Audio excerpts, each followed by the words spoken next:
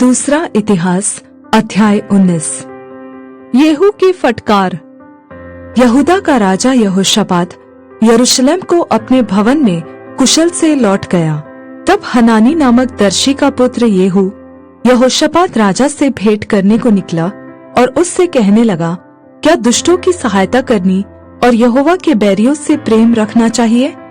इस काम के कारण यहोवा की ओर से तुझ पर क्रोध भड़का है, तो भी तुझ में कुछ अच्छी बातें पाई जाती हैं। तूने तो देश में से अशेरों को नाश किया और अपने मन को परमेश्वर की खोज में लगाया है। यहोशापात के सुधार। यहोशापात यरूशलेम में रहता था और उसने बेरशेबा से लेकर एप्रैम के पहाड़ी देश तक अपनी प्रजा में फिर दौरा करके उनको उनके पितरों के परमेश्वर यहोवा की ओर फेर दिया।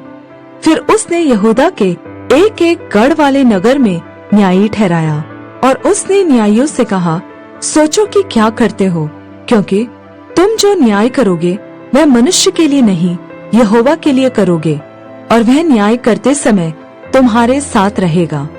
अब यहोवा का भय तुम में बना रहे, चौकसी से काम करना, क्योंकि हमारे परमेश्वर यहोवा में कुछ कुटिलता नहीं है, और न वह किसी का पक्ष करता और न घूस लेता है।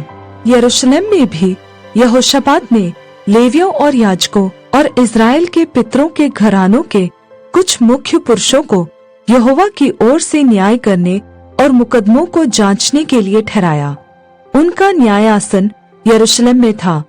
उसने उनको आज्ञा दी, यहोवा का भय मानकर सच्चाई और निष्कपट मन से ऐसा करना। तुम्हारे भाई जो अपने अपने नगर में रहते हैं, उनमें से जिसका कोई मुकदमा तुम्हारे सामने आए, चाहे वह खून का हो, चाहे व्यवस्था अथवा किसी आज्ञा या विधि या नियम के विषय हो, उनको चिता देना कि यहोवा के विषय दोषी न हो। ऐसा न हो कि तुम पर और तुम्हारे भाइयों पर उसका क्रोध भड़के। ऐसा करो तो तुम दोषी न ठहरोगे।